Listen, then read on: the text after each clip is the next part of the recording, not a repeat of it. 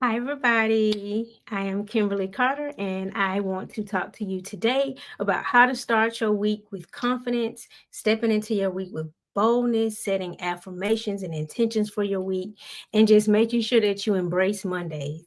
I know Mondays can definitely feel overwhelming. I know in the past, for me, I used to dislike Mondays because it's always kind of coming off the weekend and thought of as like a drudge and it throws you back into the fray. But Mondays are a good day to embrace motivation, a good day to just set your week up right.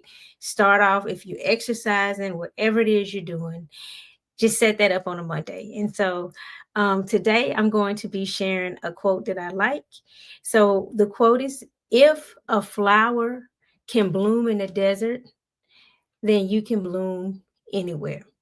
So if you're joining me on this live, drop a flower emoji, say hey, let me know you're in the room, interact with me. If you're watching this later, do the same thing. And so I just want to talk about how our confidence can get started with the start of the week, right? And so it grows when we set an intention. And so a good example of that is like it's Monday, it's a motivational day. So I could set a small intention that I'm going to get up every day this week and spend 10 minutes journaling. And while I journal, maybe I'll make sure to drink my first bottle of water.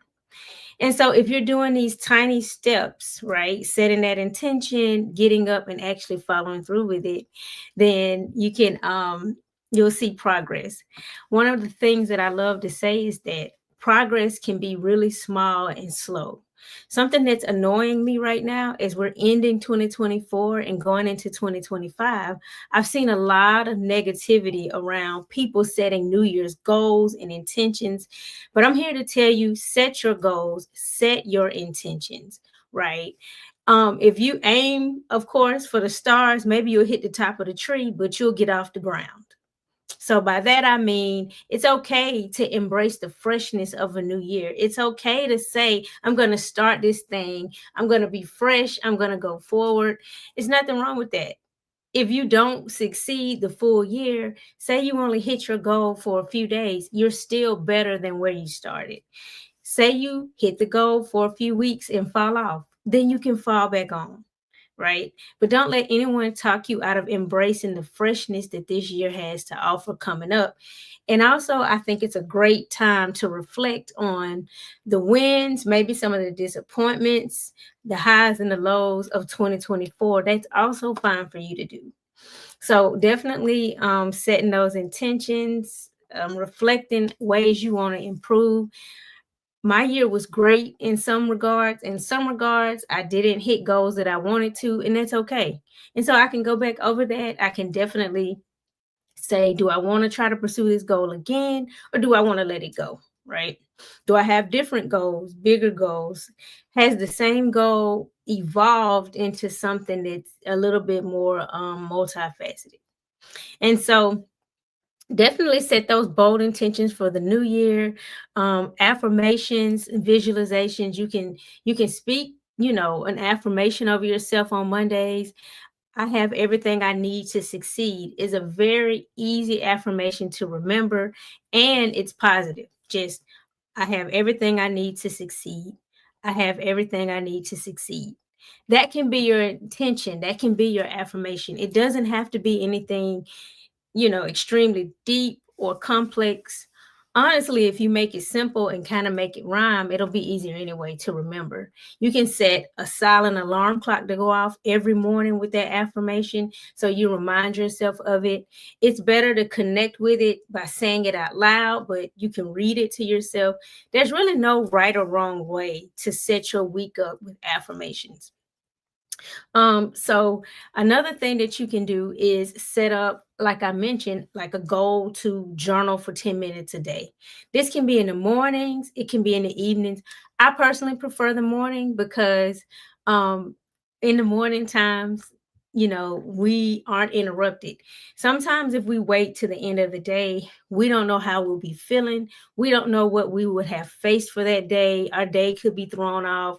Our evenings may not go like we expect. So sometimes the best time to get things done is really early. And like I said, just like 10 minutes, it could be 5 minutes.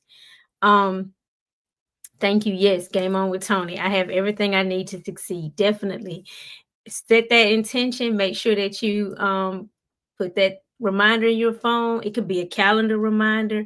You can write it on a sticky note, put it on your mirror, and each week that you set an intention, just add another sticky note.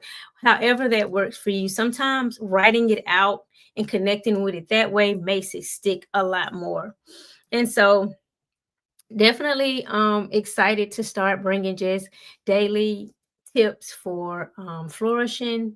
I'm going to talk about empowerment, leadership, and healing, but I definitely want to embrace motivational Mondays. And so if it's something that you're interested in, make sure that you join me here for this. And make sure that if you are looking for a way to structure your time, you check out the journal that I created. It's in the link.